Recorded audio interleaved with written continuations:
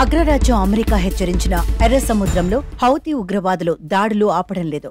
America హెచ్చరికలను ఏమాత్రం లెక్క చేయకుండా వరుస దాడులకు పాల్పడుతున్నారు. తాజాగా అమెరికా నావికా దళం వాణిజ్య నౌకలకు సమీప దూరంలో డ్రోన్ దాడులకు పాల్పడ్డారు. అయితే ఈ ఘటనలో ఎలాంటి నష్టం వాటిల్లలేదని అమెరికా నేవీ తెలిపింది. ఎర్ర సముద్రంలో వాణిజ్య నౌకలపై హౌతీల దాడులు ప్రారంభమైనప్పటి నుంచి మానవరహిత ఉపరితల నౌకను ప్రయోగించడం ఇదే మొదటిసారని America navy operations head vice admiral Brad Cooper తెలిపారు.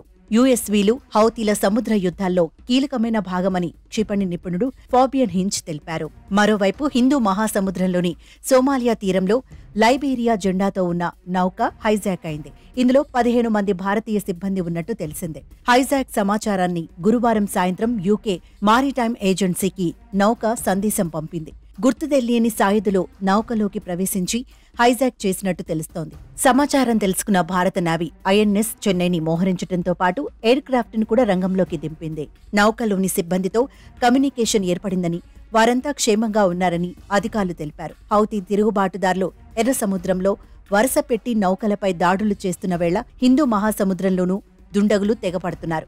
ఇటీవలి భారత్ వస్తున్న ఓ వాణిజ్య నౌకపై గుజరాత్ తీరంలో డ్రోన్ దాడి జరిగింది.